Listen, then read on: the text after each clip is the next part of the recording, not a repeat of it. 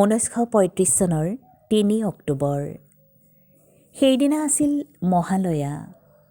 পুৱাৰ ভাগতেই গৌৰীপুৰৰ ৰাজপৰিয়ালৰ কলিকতাস্থিত বাসঘৰত প্ৰকৃতিচন্দ্ৰ বৰুৱা আৰু মালতীলতা বৰুৱাৰ যুগ্ম জীৱনলৈ আগমন ঘটে এজনী দুহিতাৰ।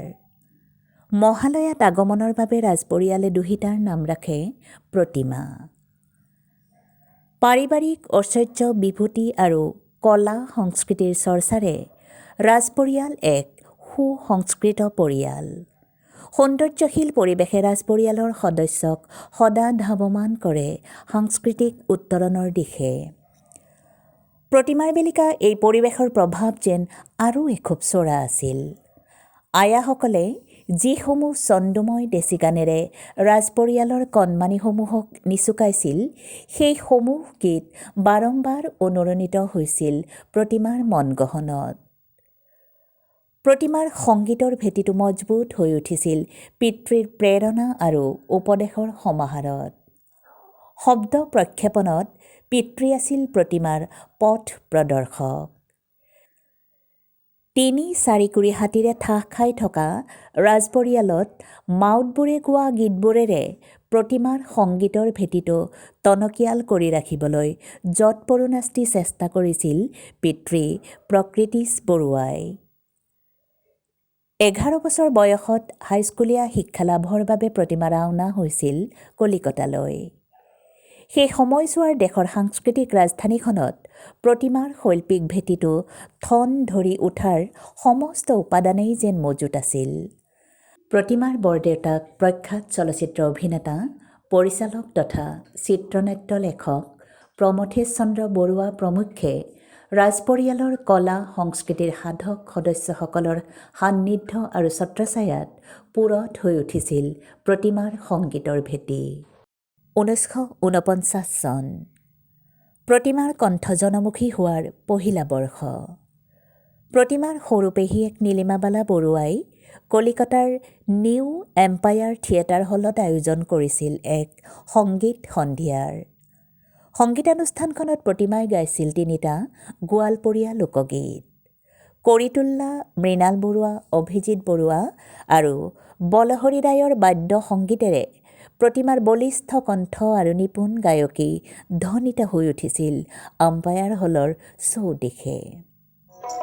দিনে দিনে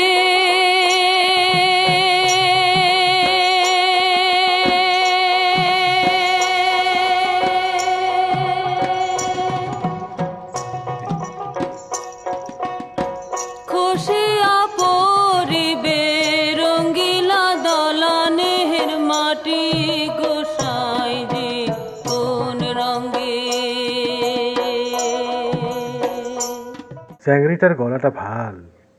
লালজিবা ওবাৰ কি চেষ্টা কৰছে? বিৰল ব্যক্তিত্ব প্ৰমথেশ বৰুৱাৰ উষ্ম সঁহাৰিত পৰম উৎসাহিত হৈ পৰিছিল প্ৰতিমাৰ পিতৃ লালজী। 1955 চন। প্ৰমথেশ বৰুৱাৰ জ্যেষ্ঠ পুত্ৰ অলকেশ বৰুৱাৰ পত্ৰবন্ধু সূত্ৰে ডক্টৰ ভূপেন হাজৰিকা উপস্থিত হয় ৰাজপৰিয়ালৰ বাসগৃহ ৰাজবাৰীত। এমুঠি সংস্কৃতিবান লোকৰ মিলনত গঢ়ি উঠে এক সাংস্কৃতিক পৰিৱেশ। ৰাজবাৰী মুখৰ হৈ পৰে মনোৰম জলচাৰে। প্ৰতিমাই জলচাৰ সৌন্দৰ্য চৰাই দেশী গানেৰে। বৈঠা মাৰো ৰে ও বাইচাৰ ভাইয়া রে ঝাড়িয়া বৈঠা মারিয়া যাও রে সাবধানে নৌকা দে নৌকায়াও গায়ার পৌঁছায় রে ঝাড়িয়া বৈঠা মারিয়া যাও রে। বঙালীও নহয়, অসমীয়াও নহয়, দুয়ো ভাষাৰে মাজত গানৰ কথা সুৰ শুনিবলৈ বৰ মধুৰ। গানবোৰ শুনি বৰ ভাল পালোঁ। ছোৱালীজনীৰ সুৰত কিবা এটা মিঠা বিশেষত্ব আছে, আনৰ লগত নিমিলে। গানবোৰ ছোৱালীজনীৰ কণ্ঠত ৰজিতা খোৱা। গান গাই থাকিলে ভৱিষ্যতে ডাঙৰ শিল্পী হোৱাৰ সম্ভাৱনা আছে। 20 বছৰীয়া প্ৰতিমাৰ পুৰঠ গায়কী সন্দৰ্ভত এয়া আছিল সূৰ্য প্ৰতিভা ভূপেন হাজৰিকাৰ প্ৰতিক্ৰিয়া। হস্তিরে নরাং হস্তিরে চরাং হস্তির পায়ে বেড়ি ওরে সত্য করিয়া কইলাম কথা গৌরী পুরে বাড়ি রে আর গেলে কি আসিবে এন মোর মাহুত বন্ধু রে আর গেলে কি আসিবে এন মোর মাহুত বন্ধু রে আরে গেলে কি আসিবেন মোর মাহুত বন্ধু রে। প্ৰতিমাৰ ব্যঞ্জনাময় কণ্ঠ গায়কীৰ গোৱালপৰীয়া লোকসংগীত ভূপেনদাৰ মগজুৰ পৰা মনলৈকে গভীৰভাৱে প্ৰসাৰিত হৈ পৰিছিল। সেয়ে এৰাবাটৰ সুৰ ছবিৰ বাবে দেশী গানৰ সুবাস বিচাৰি ভূপেনদা পুনৰ উপস্থিত হৈছিল ৰাজবাৰীত।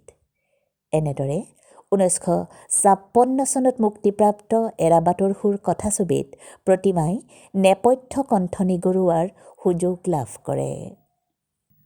1960 চনত আকাশবাণী গুৱাহাটী কেন্দ্ৰৰ কণ্ঠশিল্পী ৰূপে স্বীকৃতি লাভ কৰে প্ৰতিমা বৰুৱাই।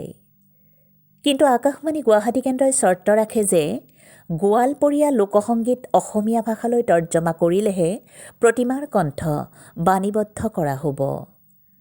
গীতৰ কথাক ভাষাৰ পৰিসীমাৰে বন্দী কৰিব বিচৰা আকাশবাণী গুৱাহাটী কেন্দ্ৰৰ অপৰিপক্ক প্ৰস্তাৱক পোনছাতেই নাকচ কৰে প্ৰতিমা বৰুৱাই। দেশী গানৰ অনিৰ্বচনীয় সৌন্দৰ্যৰ সতে আপোচ নকৰা প্ৰতিমাৰ এই পদক্ষেপ শিল্পীগৰাকীৰ পুৰঠ আৰু শৈল্পিক মনোভাৱৰ এক অলংকাৰৰ ৰূপত সদা উদ্ভাসি থাকিব। 1961 চন প্ৰখ্যাত সংগীত শিল্পী তথা আকাশবাণীৰ বিভাগীয় শিল্পী পুৰুষোত্তম দাস উপস্থিত হয় ৰাজবাৰীত। আকাশবাণী গুৱাহাটী কেন্দ্ৰত গীত বাণীবন্ধনৰ বাবে প্ৰতিমা বৰুৱাক সসন্মানে আমন্ত্ৰণ জনায় পুৰুষোত্তম দাসে। পুৰুষোত্তম দাসৰ এই পদক্ষেপত ভূপেন হাজৰিকাৰ সক্ৰিয় প্ৰচেষ্টা সদা স্মৰণীয়।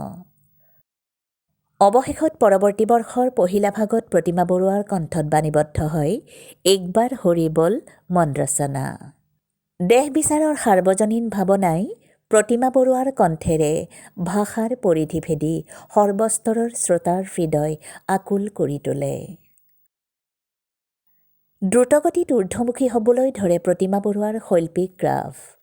এটাৰ পাছত আন এটা দেশী গানৰ দুৰন্ত জনপ্ৰিয়তাৰে প্ৰতিমা বৰুৱাৰ লোকসংগীতে এক আলোড়নৰ সৃষ্টি কৰে। 1962 চনৰ পৰা 1988 চনলৈ 3 শতাধিক গীত বাণীবন্ধনেৰে এই যাত্ৰা ৰূপান্তৰিত হয় এক বৰ্ণাভ যাত্ৰালৈ। 1969 চনত অধ্যাপক গংগা শংকৰ পাণ্ডেৰ সৈতে বিবাহপাশত আবদ্ধ হয় প্ৰতিমা বৰুৱা। প্ৰতিমা বৰুৱা পাণ্ডেৰ শৈল্পিক যাত্ৰাত ছাৰ দৰে সহযাত্ৰী হৈ পৰে গংগা শংকৰ পাণ্ডে।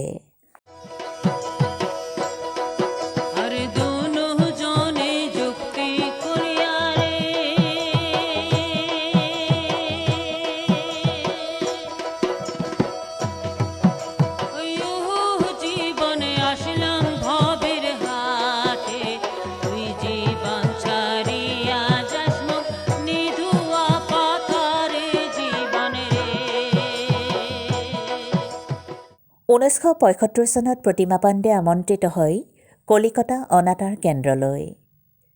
3টা একক কণ্ঠৰ আৰু 2টা ভূপেন হাজৰিকাৰ সৈতে দ্বৈত কণ্ঠেৰে প্ৰতিমা পাণ্ডেই বংগবাসীক উপহাৰ দিয়ে 5টাকৈ গীতিৰত্ন।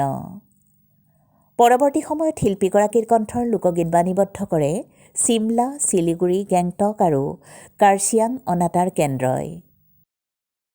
কনিষ্ঠজনৰ পৰা বয়োজ্যেষ্ঠজনৰ মন মগজুলৈ প্ৰতিমা পাণ্ডেৰ লোকগীতৰ ৰাজত্ব।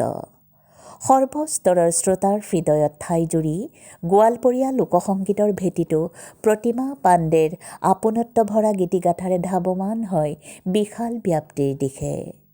জীৱনকালতে বৰ্ণাঢ্য অনুষ্ঠানত পৰিণত হোৱা ৰাজদুহিতা প্ৰতিমা বৰুৱা পাণ্ডেই গোৱালপৰীয়া লোকসংগীতলৈ কঢ়িয়াই আনে ৰাজকীয় সৌন্দৰ্য।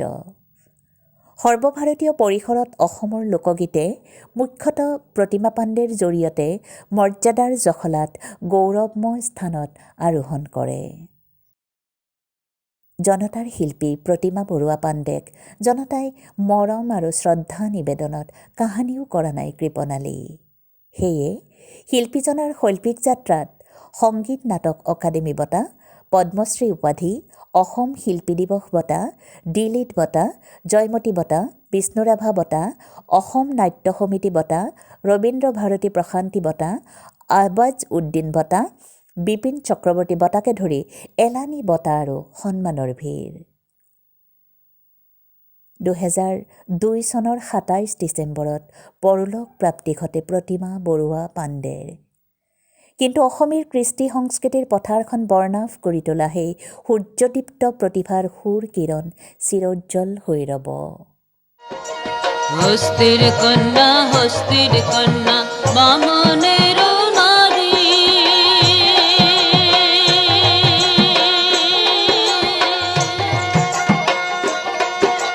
মাথায় নিয়া তাম কলসিয়া, সখী হাতে সোনাৰ ঝাড়ি, সখী